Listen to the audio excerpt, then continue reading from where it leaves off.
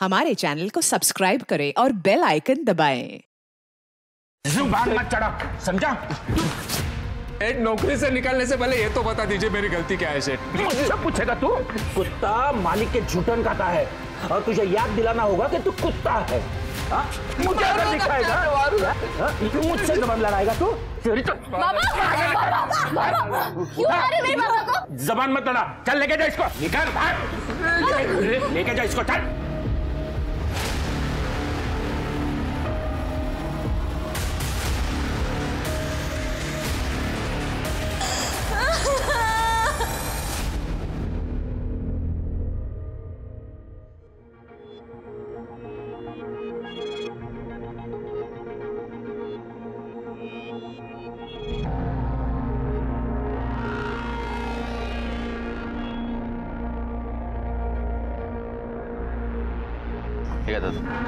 ए भाऊ, अरे तुझे कितनी बार बोला, तू मेरा सिर्फ दोस्त नहीं है, तू मेरा भाई है भाई। तेरे से पैसे कैसे लेगा? अरे दादा, मेरे को जब जरूरत होगी दादा तब मैं हक से मांग लूंगा ना आपसे। रखो। बाबा। कीर्ति, अरे वाह वाह वाह। सरिता, ए वैशाली देख, कीर्ति आई है। दीदी। बाबा, मैं फर्स्ट आई हूँ। अरे वाह, क्या बता? अरे जिंदा रहे, जिंदा रहे। अगं माझी पोरगी आली। बघू कशी आहेस तू? मस्त। अतुल, मेरे पूरे खानदान में सिर्फ मेरी बेटी है जो ग्रेजुएट हुई है। देखना, हम सबका नसीब बदल देगी अब। तूने तो सबका नाम रोशन कर दिया। वाह।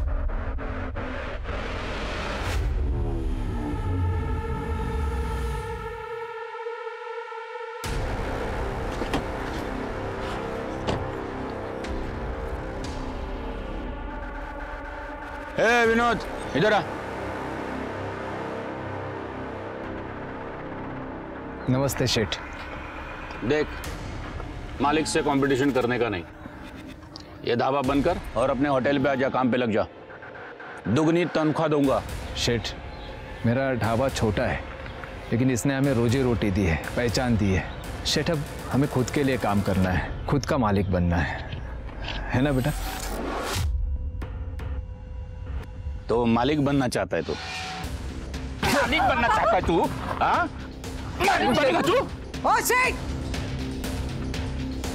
हाथ मत लगा मेरे बेटे को, नहीं तो ऐसा मंत्र फूकूंगी कि तेरा पूरा खानदान उल्टी करते करते मर जाएगा।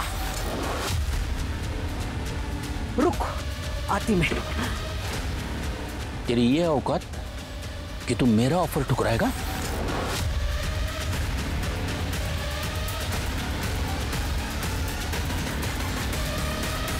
पापा, अभी ऐसे चलते हैं। और ये तू, तुझे पता नहीं है तो किससे पंगा ले रहा है? अब आगे देख तेरे साथ क्या क्या होगा। उल्टी गिनती गिनना शुरू कर।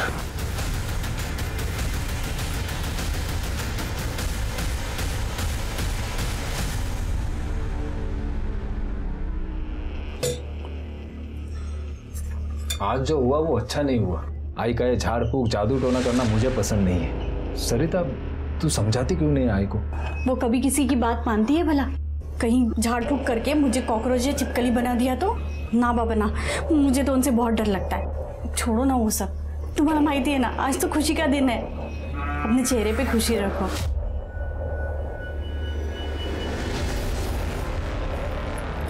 ये आजी क्या कर रही थी यहाँ सब? और तुम लोग कैसे रहते हो यहाँ? यहाँ कुछ भी नहीं है। गॉड।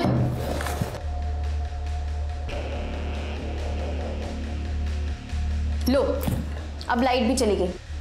और वो ढाबा, वहां का तो पानी भी ना पीऊं मैं। लाइफ इज सो डिफिकल्ट हो यार।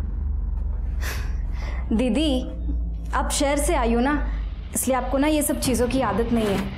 पर हम सब ना ये ढाबे से और जिंदगी से बहुत खुश हैं। तो क्या लाइफ टाइम ऐसी ही जिंदगी बिताने का इरादा है तेरा? हाँ, मैं इस माहौल में नहीं रह सकती। वाह, नेटवर्क भी नहीं है यहाँ।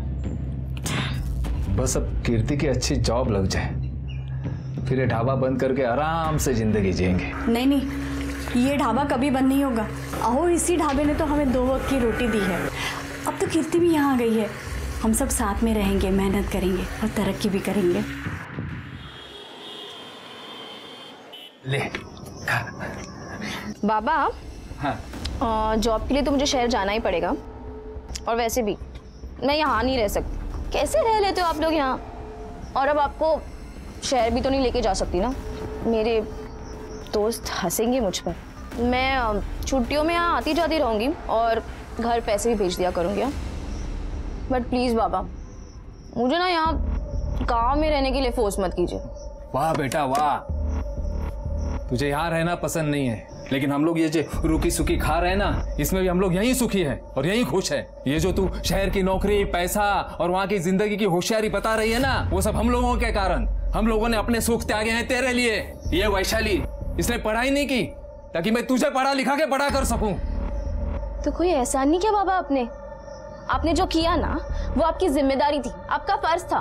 मैं भी पैसे भेजकर अपना फर्ज निभाऊंगी। मैं ना घर से दूर जा रही हूँ, कोई रिश्ता नहीं तोड़ रही हूँ आपसे। पढ़ा और पढ़ा अपना बेटी को। कहा था ना मैंने, शहर जाते ही लड़कियों के दिमाग में हवा लग जाती है। अभी इसे अपने परिवार की शर्म आने लगे। तेरी शर्म आती है उसको? क्या रे, इसलिए सिखाए तुझे? कीर्ति सुन। दीदी, कीर्ति तू कल ही चली जा। पर कैसे आई? आपने देखा ना बाबा कैसे। तू परेशान मत हो, बाबा को मैं समझाऊंगी। देख, समझने में थोड़ा समय लगेगा पर समझ जाएंगे। लेकिन तुझे जब भी समय मिले तो हमें मिलने चली आना, ठीक है? ठीक है दीदी, आप परेशान बिल्कुल मत हो, मैं यहाँ सब संभालूंगी। और आई दीदी, अगर घर से दूर भी जा रही हैं तो घर के लिए ही ना। और देखना दीदी अपने नाम के साथ पूरे खानदान का नाम रोशन करेंगी, है ना?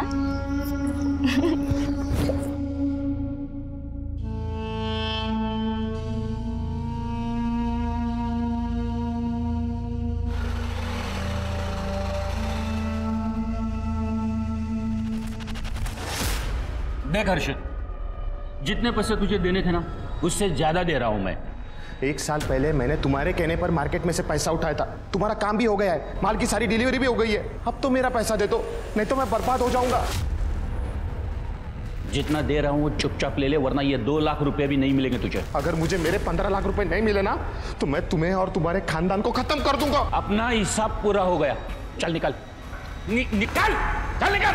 अगर तुम्हें खत्म नहीं किया ना, तो मेरा नाम भी हर्षद चौहान नहीं। अरे चल, आ गया है खत्म करने वाला। सुभद्रा भाई, मुझे बदला चाहिए। हो गया तेरा काम। अगले 24 घंटे में जो तू चाहता है वो तुझे मिल जाएगा।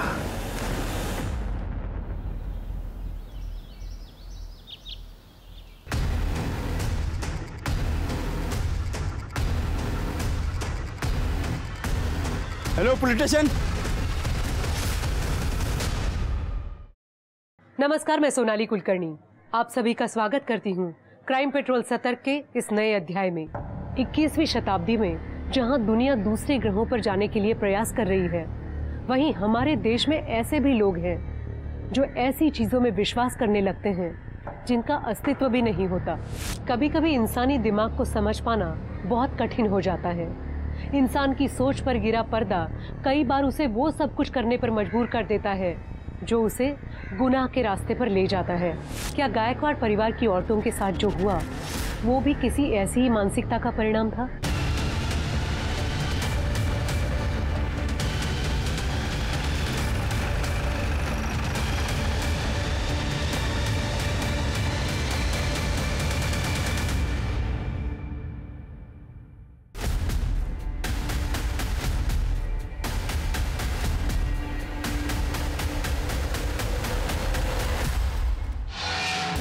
सबसे पहले लाशों को किसने देखा? मैंने देखा था। जानते हो इन्हें?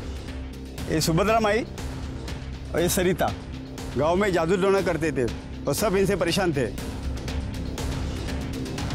सर, दोनों को गला रेंग के मारा है।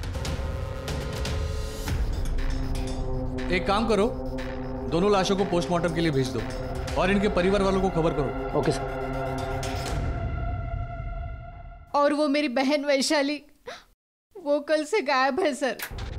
गई होगी किसी दोस्त के पास। नहीं सर, हमने हर जगह पता किया था पर उसकी कोई खबर नहीं है। सर हमें डर है कि सरिता बहनी और सुभद्रा काकी की तरह उनके भी तो कातिल का अभी तक पता नहीं चला। सर आप कौन है?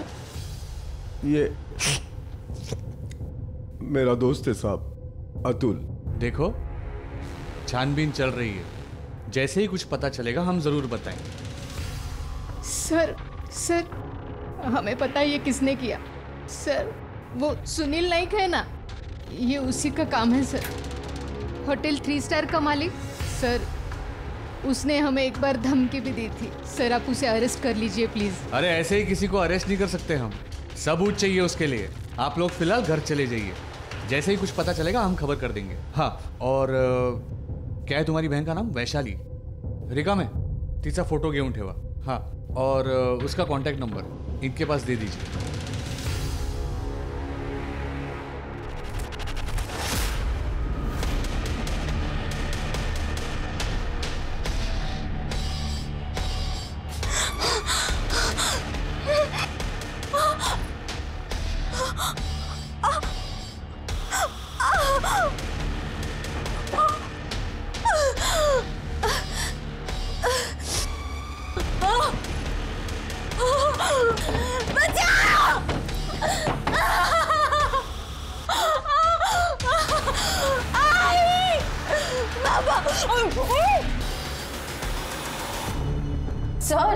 सर 2 दिन हो चुके हैं, मेरी बहन अब तक घर नहीं आई। आप कुछ कर क्यों नहीं रहे? भाग गई होगी किसी के साथ। ये क्या बकवास है? आप अपना काम तो कर नहीं रहे, फालतू की बकवास किए जा रहे। एक पुलिस इंस्पेक्टर से बात कर रही है, जुबान को कंट्रोल में रखिए। सर आप उस सुनील नाइक को अरेस्ट क्यों नहीं कर रहे? सबूत है? नहीं है ना? निकलो ऐसे, चलो हमें और भी केस सॉल्व करने। ओ काढ़ा है ना, बाहर काढ़ा, चला। जाते कहाँ से?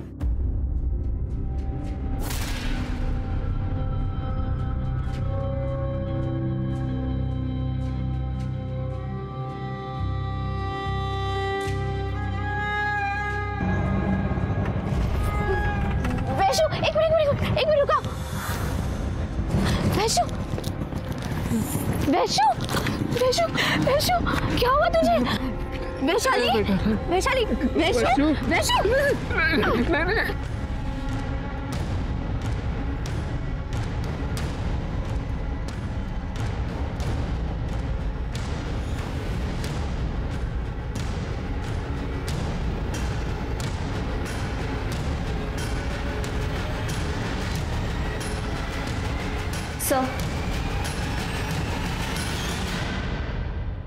सर हुआ है उसका, जुबान भी काट दी गई है। शौक में है, इसके लिए कुछ रिएक्ट नहीं कर रही है। Excuse me.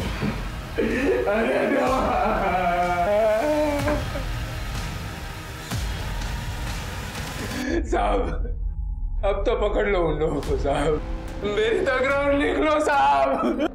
अरे इनको उठाओ। देखिए पहले हमारे सरकारी डॉक्टर जो है वो चेक करेंगे, इनका सच में हुआ या नहीं ये जांच की जाएगी, फिर कंप्लेंट दर्ज होगी। अब आपकी बेटी कुछ बोल भी नहीं रही है, वो कुछ बोली तो केस दर्ज होगा ना। बोलेगी? अरे कैसे बोलेगी? वो जुबान काट दी है उसकी। प्लीज अभी तो आप कुछ कीजिए। देखिए मैडम, इन्वेस्टिगेशन कैसे करनी है और कैसे नहीं आप हमें मत सिखाइए। अरे सर आप हमारी बात क्यों नहीं? सर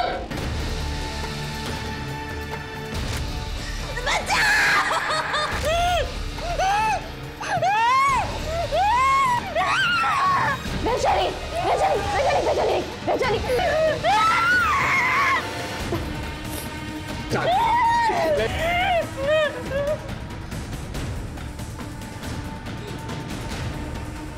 अब मैं हार नहीं मानूंगी बाबा, ऊपर तक जाऊंगी मैं, वैशाली को इंसाफ दिला कर आऊंगी, चाहे जो हो जाए।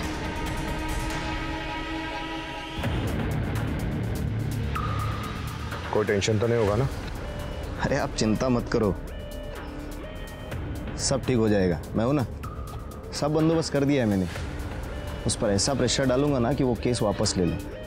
बस अब बाकी के पैसे जल्द से जल्द दे दो। हो जाएगा।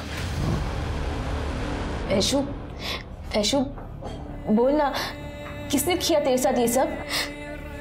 बोल ना वैशु, किसने अगवा किया तुझे?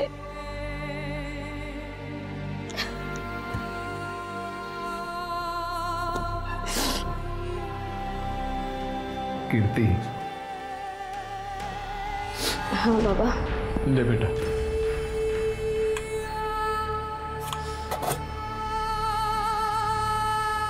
ये क्या है बाबा? ये अपना महीने भर का मुनाफा है, बैंक में जमा कर देना। हा? और बाबा मेरे पैसे? हाँ मुझे पता था तू पूछेगी। तेरे पैसे पहले ही निकाल के रखा हूं, ये ले। वो क्या है? अरे दिखा तो। इसमें क्यों? ये ना मैंने कीर्ति दीदी के शादी के लिए पैसे जोड़े हैं। और तेरी शादी के लिए पैसे कहाँ से आएंगे? कीर्ति दीदी की शादी हो जाएगी ना, तो मेरी शादी की जिम्मेदारी उनकी। और मुझे पता है दीदी ना मेरी शादी बड़ी धूमधाम से करेंगे।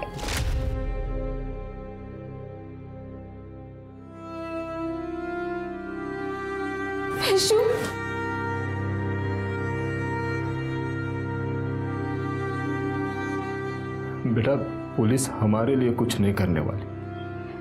जो भी हुआ उसे बुरा सपना समझ के भूल जाना ही बेहतर होगा। नहीं बाबा, मैं कोशिश किए बिना इतनी आसानी से हार नहीं मानूंगी।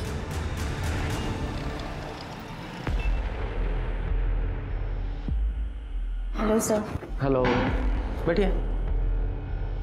सर आपने हमारे आर्ट्स एंड क्राफ्ट कॉलेज में एक बार वुमेन सेफ्टी के बारे में लेक्चर दिया था।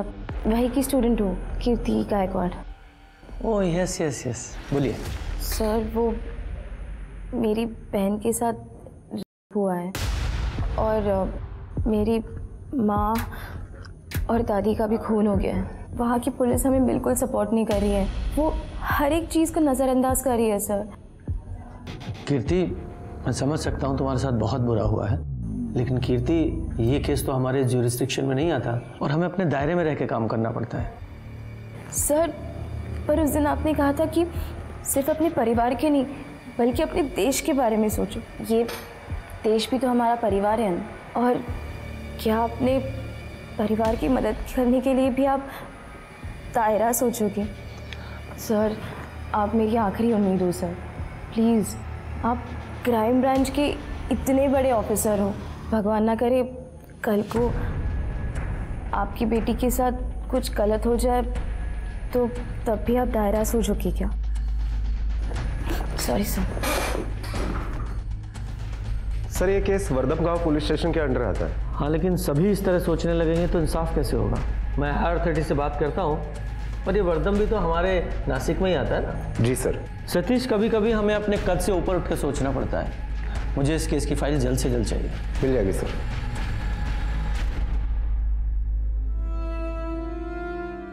चल मुँह खोल, थोड़ी सी। कैसे? आराम से। कोई बात नहीं। विनोद, तू ढाबा फिर से चालू कर ले। काय करूं ढाबा शुरू करूं ना था? किसके लिए कमाऊंगा? ये दिनकर की पगार है, घर का खर्चा है, वैशाली के इलाज का खर्चा है, ये सब तो देखना पड़ेगा ना यार।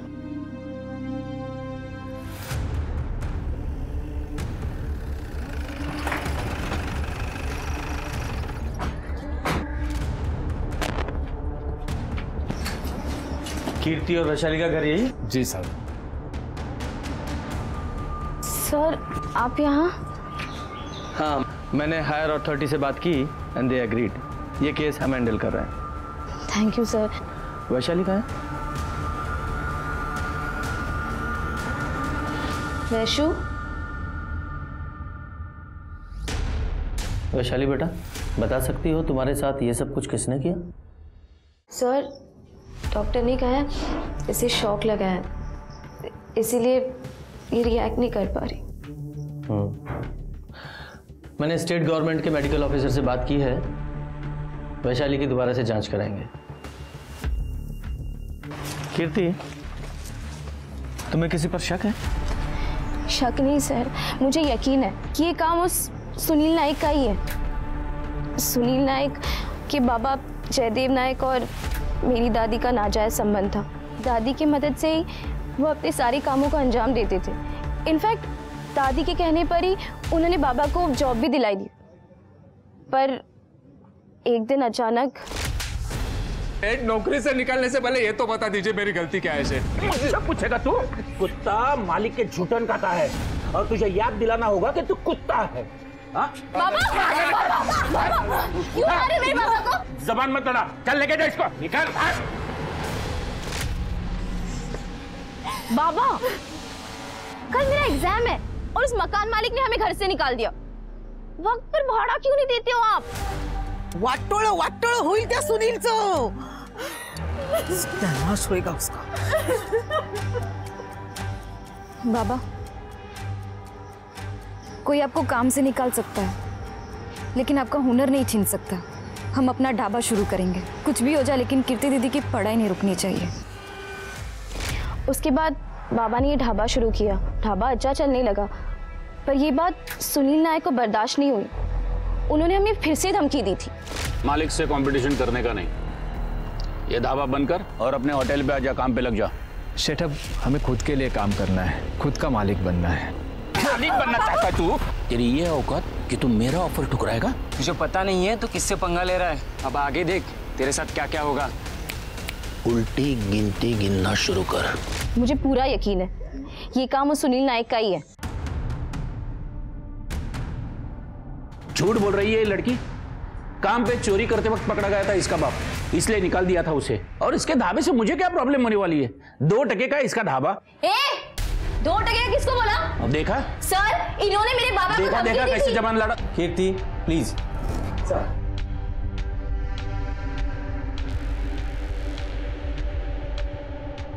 ये बताइए, सुभद्रा और आपके पिता जयदेव जी, उनके बीच क्या रिश्ता था? देखिए, मेरे बाबा नहीं रहे, उन पे कीचड़ उछाल रही है लड़की, झूठ पे झूठ बोली जा रही है। 24 तारीख को आप कहाँ थे? मैं फार्म हाउस पे था। और इस बात की कंफर्मेशन के लिए क्या आप हमें वहाँ की सीसीटीवी फुटेज प्रोवाइड करा सकते हैं? इंस्पेक्टर साहब, फार्म हाउस पे कौन सीसीटीवी लगाता है? आप बता सकती हैं कि 24 तारीख को आपके पति क्या सचमुच में अपने फार्म हाउस पे थे? हमारे घर की औरतें सिर्फ चौके चूल्हे के सवालों का जवाब जानती है। आप यहाँ क्यों बैठी हो? चले जाइए।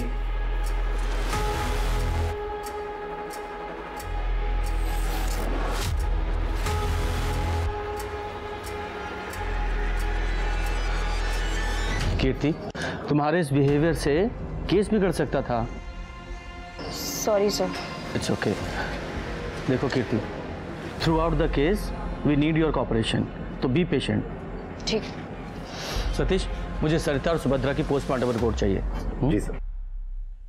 सर, सरिता और सुभद्रा के पोस्टमार्टम रिपोर्ट के मुताबिक उनके कत्ल के पहले उन्हें बहुत बेरहमी से मारा गया था। मल्टीपल फ्रैक्चर्स भी है और कातिल ने मर्डर वेपन जो यूज़ किया है उसे धार भी नहीं थी। शायद इससे यह लगता है कि कातिल पेशावर नहीं है, सब्जी काटने वाला चाकू होगा शायद। तो मिस्टर योगेश शिंदे सर, इस केस के इंचार्ज आप हैं? जी। आपको क्राइम सीन के आसपास कोई मर्डर वेपन मिला? No sir.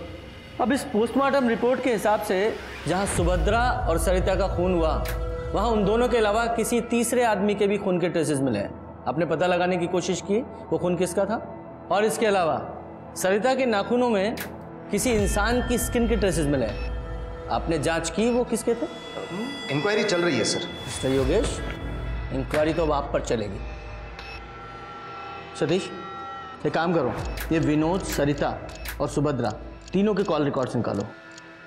और वो सुनील, उसकी भी पूरी कुंडली चाहिए मुझे। और जहाँ सरिता और सुभद्रा की लाश मिली थी वहाँ एक फॉरेंसिक टीम को भेजो और आसपास के सारे इलाकों को सर्च करो, देखो कुछ मिलता है क्या। Okay sir. इस ऑपरेशन की पूरी डिटेल्स मेरी टेबल पर मुझे चाहिए। Okay sir. और तुम सर अपने रिटन एक्सप्लेनेशन के साथ तैयार रहना।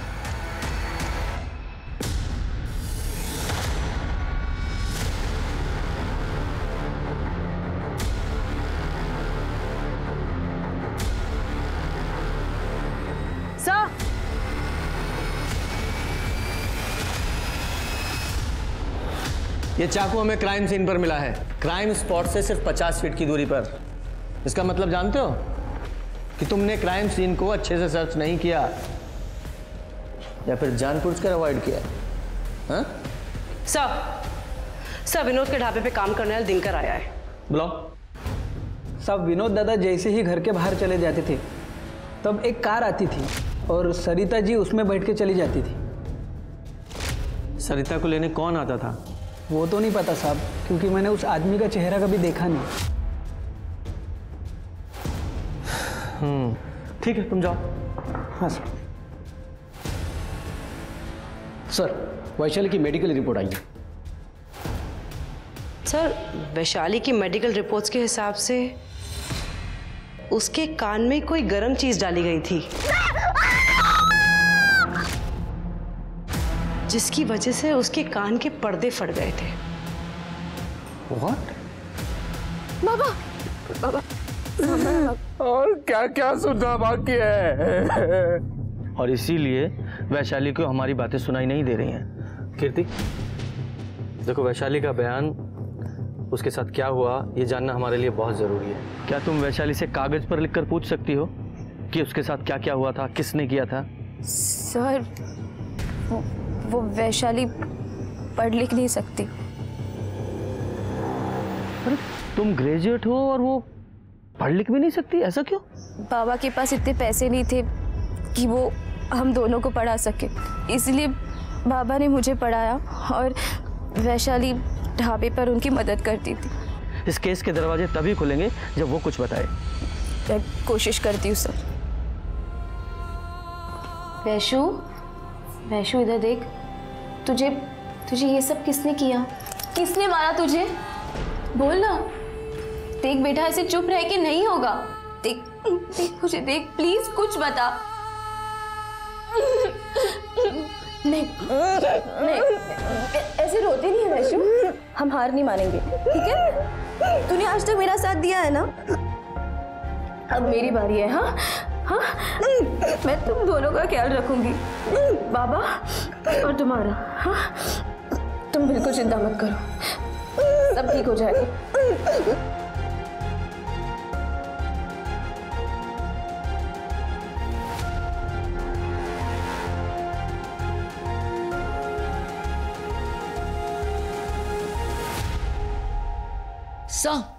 सर, सुनील की कुंडली निकाली है। सर, मार्केट में कोई अच्छी रेपुटेशन नहीं है उसकी, काफी लोगों के पैसे डुबाए हैं उसने।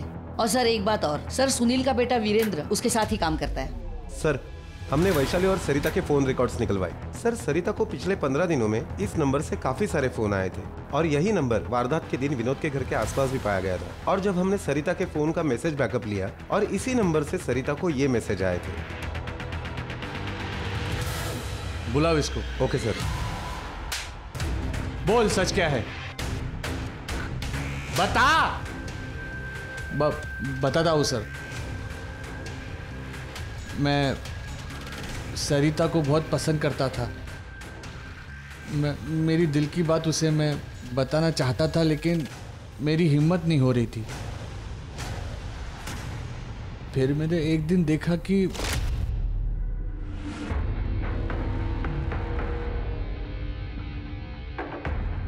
ज्यादा सती सावित्री बंद। मेरे को पता है तेरा किसके साथ चक्कर चल रहा है, कहाँ जाती है, किसको मिलती है, सब मेरे को पता है। तो मेरे साथ चलने में क्या प्रॉब्लम है तेरे को? देख, मैं जो कुछ भी कर रही हूँ वहां पर, वो मेरी एक मजबूरी है, या फिर ये समझ ले कि मेरे लिए वो एक श्राप है। तो मैं बोलता हूँ वो मेरे साथ कर, नहीं तो मुझे तुझे मजबूर करना पड़ेगा।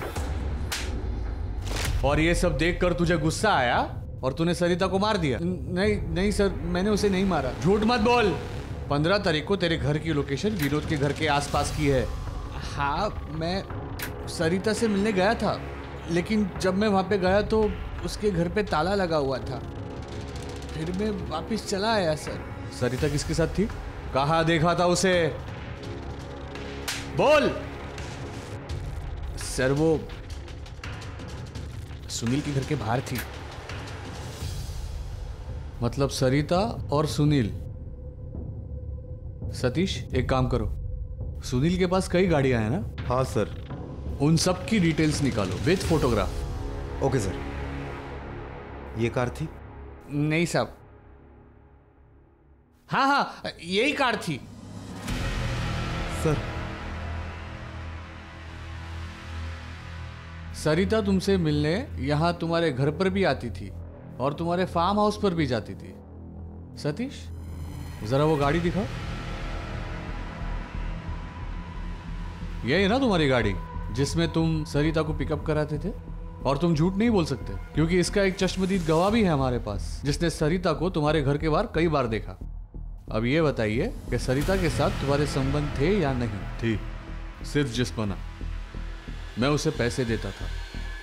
जो काम तुम्हारे पिताजी जयदेव ने सुभद्रा के साथ किया था वही काम तुमने सरिता के साथ किया, उसके साथ जबरदस्ती संबंध बनाकर। जी देखिए, जो भी था राजी खुशी था, कोई जबरदस्ती नहीं की उस पे।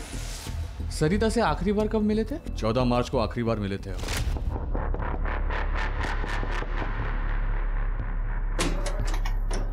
सरिता कुठे आहे? शेठ, लाज नाही वाटली तुला? ए विनोद, तू मुझसे कभी जीत नहीं सकता, अपनी पत्नी को नहीं संभाल सकता है। लेकिन एक बात है, तेरी बीबी है बड़ी कमाल की। शेठ, ये गुस्ताखी फिर से मत करना, नहीं तो तेरे पूरे खानदान को भुगतना पड़ेगा, समझा? चल निकल। खून करने की वजह तो तुम्हारे पास भी थी। देखिए, मैंने कोई खून नहीं किया, और हाँ, अगली बार आओगे तो सोच समझ के आना, नहीं तो जबरन मुझे ऊपर बात करनी होगी।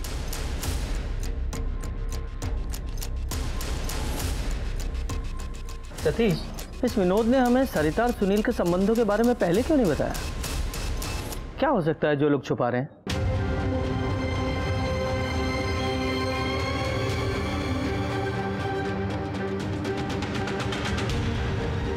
देख वैशु, यहाँ देख, इसने तेरे साथ कुछ गलत किया क्या? हाँ वैशु प्लीज यहाँ देख। नहीं,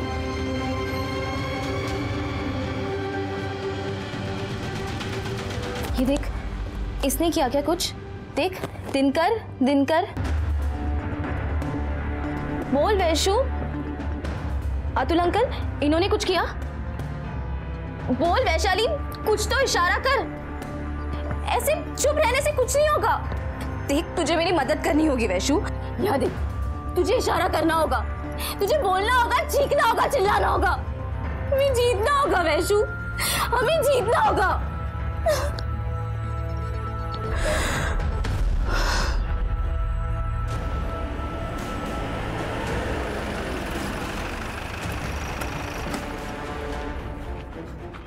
साहब, मैंने ये बात छुपाई क्योंकि अगर ये बात बाहर आ जाती तो खानदान के साथ साथ सरिता की भी इज्जत चली जाती। कहीं ऐसा तो नहीं कि तुम ही ने गुस्से में आकर अपनी पत्नी सरिता को मार डाला और तुम्हें मारते हुए तुम्हारी आई ने तुम्हें देख लिया तो उन्हें भी मार दिया? नहीं साहब, सरिता की तो कोई गलती थी ही नहीं, वो तो बेचारी मजबूर थी। मेरे आई ने उसे सब काम करने के लिए उकसाया था। मेरे आई जादू टोना जानती थी, उसके खिलाफ जो भी चला जाता वो जादू से उसे अपने वश में कर लेती थी। साहब, सरिता ने डर के कारण ये काम किया था। आई, तूने ऐसा क्यों किया? भूल गया, अपने सिर पे जो छत है वो उन्हीं की देन है। नाइक परिवार के बहुत एहसान है अपने ऊपर, इसलिए उसने जो मांगा मैंने दे दिया। देवदत्त साहब को मैंने मरते वक्त वचन दिया था, उनकी हर ख्वाहिश पूरी करूंगी मैं।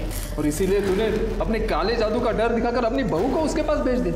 अरे आई, उस सुनील के बाप ने पहले तुझे अपनी दूसरी बीवी बना के रखा और अब तूने खुद अपनी बहू को उसके बेटे के लिए चुना। आई, वो लोग हमें जन्मों जन्मों तक अपने चंगुल में फंसा के रखना चाहते हैं।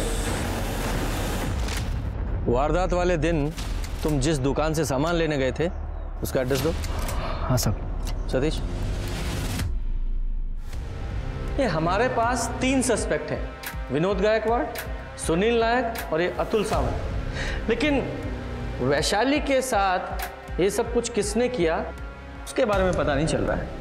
सर, ऐसा भी तो हो सकता है कि सुभद्रा और सरिता इन दोनों का कत्ल किसी और ने किया हो और वैशाली के साथ जबरदस्ती किसी और ने। हो सकता है। एक काम करो, इस केस से जुड़े जितने भी प्राइम सस्पेक्ट हैं सब पर नजर रखो, देखो कौन किससे मिलता है, कहाँ मिलता है, क्या बातें करता है। और ये विनोद, ये वारदात वाले दिन ये मुंबई सामान खरीदने गया था ना? Yes sir. जरा पता लगाओ ये सच बोल रहा है झूठ। Okay sir. ये कुछ तो है जो हमसे छूट रहा है।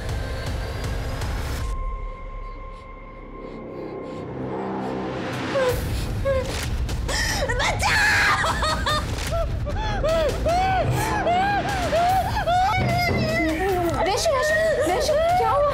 हाँ, कुछ नहीं बेटा, मैं हूँ यहाँ पे।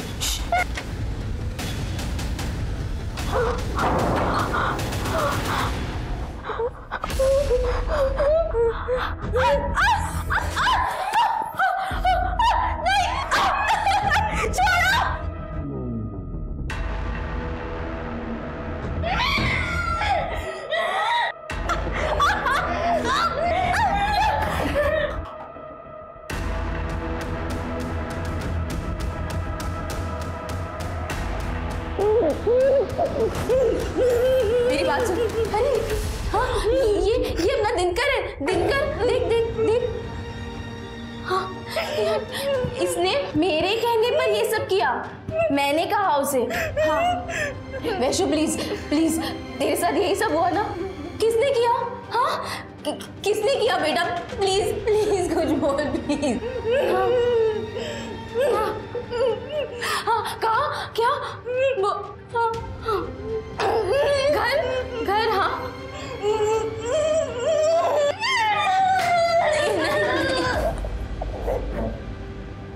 पुलिस अभी तक कातिल तक नहीं पहुंच पाई थी।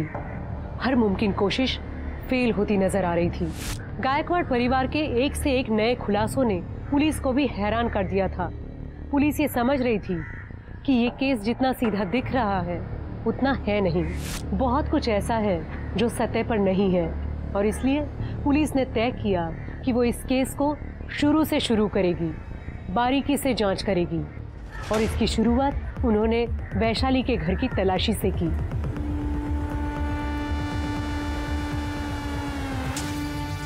सर ये देखिए, ये पायल मिली है। पायल? ये वैशाली की पायल है? इतनी महंगी पायल हम लोग नहीं खरीद सकते साहब, ये हमारी नहीं है। ये तू जानती है इस पायल को? हाँ?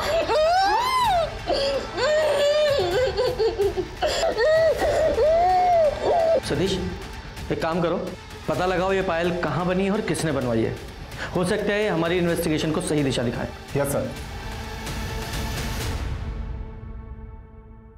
सर वो पायल सुनील नायक के बेटे वीरेंद्र नायक ने 2 महीने पहले खरीदी थी। इसका मतलब वैशाली के साथ हैवानियत करने वाला ये वीरेंद्र है। जी सर। लेकिन इस पायल के आधार पर इसे अरेस्ट नहीं कर सकते, इसके खिलाफ कोई पक्का सबूत चाहिए। एक काम करो,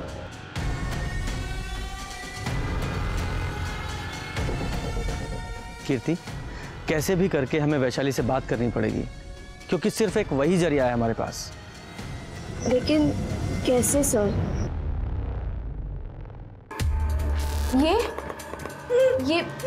ये तुम्हें कहाँ लेकर गया था? कहाँ? एक मिनट। जंगल? नहीं। हाँ। घर? हाँ? नहीं। एक मिनट। हाँ।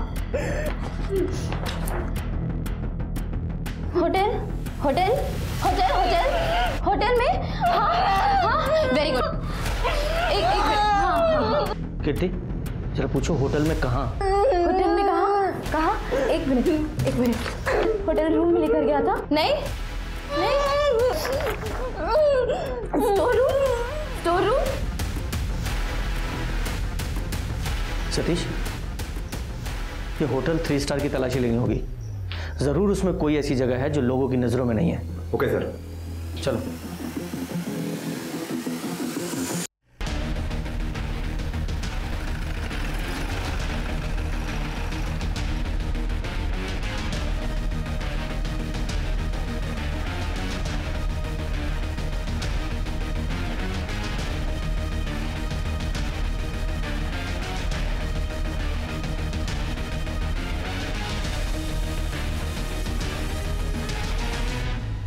यार खिड़कियां खोलो।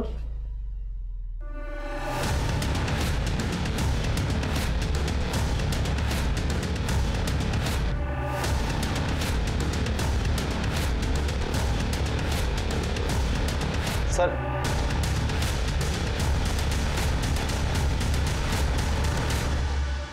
ये फॉरेंसिक टीम बुलाओ। सर लगता है वैशाली के साथ हैवानियत यहीं पे हुई है। सर रूम में जो बाल और ब्लड सैंपल मिले हैं वो वैशाली के हैं और कुछ सीमेंट सैंपल भी मिले हैं। ये उठाओ उस वीरेंद्र नाइक को। Okay sir. एक मिनट मेरे लड़के को कहाँ लेके जा रहे हो? बाहर फोन करूं बेचारा। अरे वीरू, आओ वीरू। हर्ष सर ये देखिए सर। तृप्ति, ये पायल देख रहा है? पहचानता है इसे? वैशाली के घर से मिली है हमें। तूने खरीदी थी ना? और वैशाली के नाखूनों में स्किन के ट्रेसेस जो मिले हैं वो तुझसे मैच करते हैं। और जहां तूने वैशाली का रेप किया था वहां से भी तेरे सीमेंट के ट्रेसेस मिले हैं। पुलिस की मां तू सह नहीं पाएगा, इसलिए सच बता। बताता हूँ सर, बताता हूँ। वैशाली, तुम्हारी दादी मेरे दादा की बिन ब्याही दूसरी औरत थी और तुम्हारी माँ मेरी बाप की दूसरी औरत थी। फिर भी मैं तुम्हें इज्जत दे रहा हूँ। ये देखो, मैं तुम्हारे लिए पायल लाया हूँ। अब खुशी खुशी मान जाओ, वरना तुम भी वही बनोगी जो तुम्हारी माँ मेरी बाप की है, बिन ब्याही गुलाम। मर जाऊंगी लेकिन तेरी गुलाम कभी नहीं बनूंगी। और तू भी ना तेरे बाप जैसा ही है, कमीना। और तभी मैंने सोच लिया कि इसका बदला मैं जरूर लूंगा।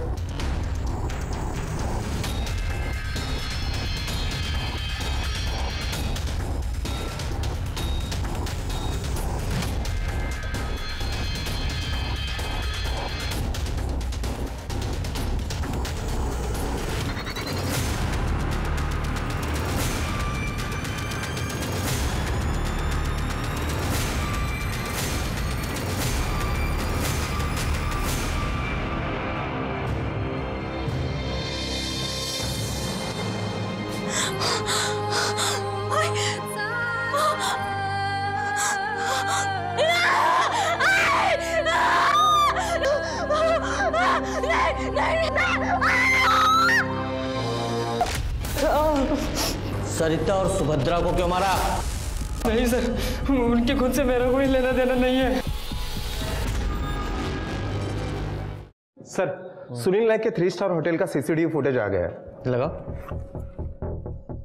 सर ये देखिए, जिस दिन वारदात हुई उसके 2 दिन पहले सुनील नायक का इस आदमी हर्षद चौहान के साथ पैसों के लेन देन की वजह से बहुत बड़ा झगड़ा हुआ था। लगभग 15 लाख का लेन देन का मामला था। सर इस हर्षद चौहान का मोबाइल लोकेशन वारदात के दिन सुनील नायक के घर के आसपास और जहां सुभद्रा और सरिता की लाशें मिली थी वहां पर पाया गया। ये हर्षद करता क्या? Sir food and raw material का सप्लायर है। नासिक के छोटे बड़े होटल्स में मटेरियल सप्लाई करता है। उठाओ इसे। जी सर। सर और एक बात, इस हर्षद चौहान की पीएसआई योगेश शिंदे के साथ अक्सर बातें हुआ करती थी। पहले इस योगेश शिंदे को बुलाओ। हर्षद चौहान को जानते हो? नहीं सर। तो फिर पिछले 15 दिनों में उसे 10 बार कॉल क्यों किया था तुमने? सर मैं क्या मैं लगा रखी है? सीधे सीधे जवाब दो। तुम्हारे जैसे चंद निकम्मे पुलिस ऑफिसर्स की वजह से पूरा पुलिस डिपार्टमेंट बदनाम होता है। हायर अथॉरिटी से बात करके तुम्हारे खिलाफ ऐसी कार्रवाई करवाऊंगा जिंदगी भर याद रखोगे तुम। You may go now. Sir. और ये हर्षद को उठाओ। Yes sir. मैंने कुछ नहीं किया सर, मैंने कुछ नहीं किया सर। सतीश।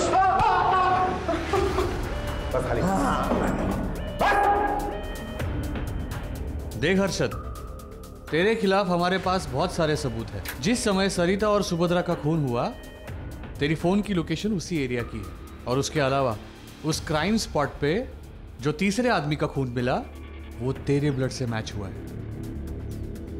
दिनेश ये चाकू देख रहा है? इसी से मारा था ना तूने सरिता और सुभद्रा को। तेरे फिंगरप्रिंट्स मैच हुए इस चाकू पे, और इतने सबूत काफी है तेरे ऊपर केस बनाने के लिए और तुझे सजा दिलाने के लिए। अब सीधे सीधे बताएगा या और मार खाएगा? सतीश ये ऐसे नहीं बोलेगा। सर मैं बताता हूँ सर, वो सुनील नायक ने मेरे 15 लाख रुपए डुबाए थे सर। मैं बर्बाद हो गया था सर, फिर मुझे सुनील नायक से बदला लेना था, इसीलिए मैं सुभद्रा बाई के पास गया था। सुभद्रा बाई, मुझे बदला चाहिए। अगले 24 घंटे में जो तू चाहता है वो तुझे मिल जाएगा। दूसरे दिन मुझे एक कॉल आया, सुभद्रा और सरिता का खून करने के लिए मुझे 15 लाख की सुपारी मिली थी। मुझे पैसों की बहुत ज़रूरत थी, तो मैंने सोचा कि मुझ पर कोई शक नहीं करेगा।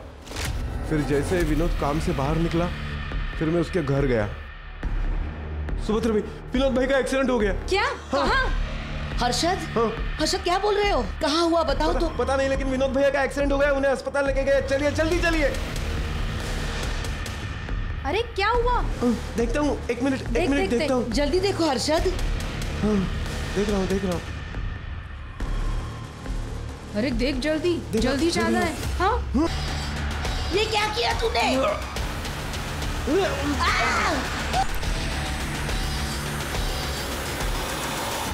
कोई टेंशन तो नहीं होगा ना? अरे आप चिंता मत करो, अब उस पर ऐसा प्रेशर डालूंगा ना कि वो केस वापस ले ले। काम हो जाने के बाद मुझे मेरे पैसे मिल गए थे, और मुझे ये भी पता चल गया था कि मुझे सुपारी किसने दी थी।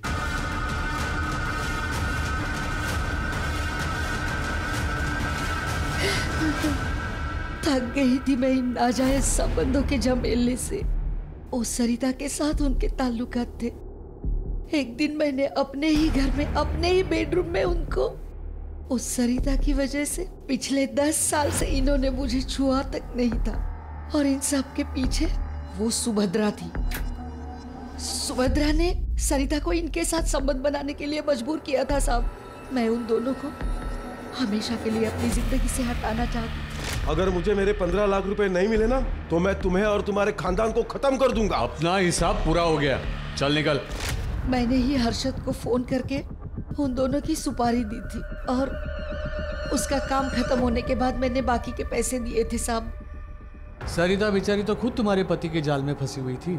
एक बेगुनाह का कत्ल किया है तुमने, अब सड़ो सारी जिंदगी जेल में।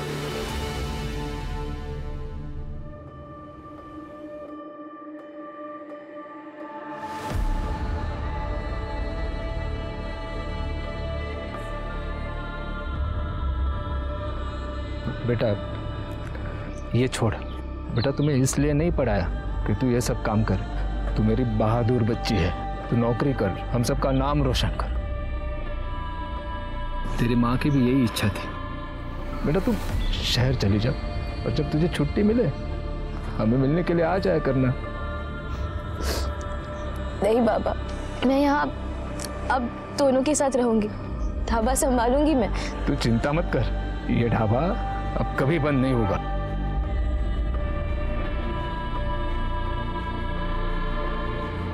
वीरेंद्र को वैशाली के रेप के जुर्म में, नम्रता और हर्षद को सुभद्रा और सरिता के कत्ल के जुर्म में सजा मिली। हर इंसान को आगे बढ़ने का हक है, पर ऐसे महज कितने लोग हैं जो दूसरों को आगे बढ़ते हुए देखकर खुश होते हैं। जरूरी नहीं जो हमारे बड़े बूढ़ों ने किया उसी को परंपरा बनाकर उसे फॉलो किया जाए। कई बार हमारे बड़े बुजुर्गों से भी गलतियां होती हैं, इसलिए जरूरी है कि सही और गलत का भेद समझें, अपने आप को अंधश्रद्धा से दूर रखें, क्योंकि ये एक ऐसी बीमारी है जो अपनी जड़ में जुर्म को पनपने देती है और फिर रिश्ते, परिवार और लोगों की जिंदगियां तबाह कर देती है। इसी के साथ मैं सोनाली कुलकर्णी आपसे विदा लेती हूँ। कल फिर मिलेंगे क्राइम पेट्रोल सतर्क में एक ऐसे ही हैरान कर देने वाले केस के साथ। तब तक अपना और अपने परिवार का ख्याल रखिए, मास्क पहनिए, सैनिटाइजर का इस्तेमाल कीजिए और उचित दूरी बनाए रखिए। देखते रहिए क्राइम पेट्रोल सतर्क। जय Hind. For more updates, subscribe to our channel, click the show links and enjoy watching the videos.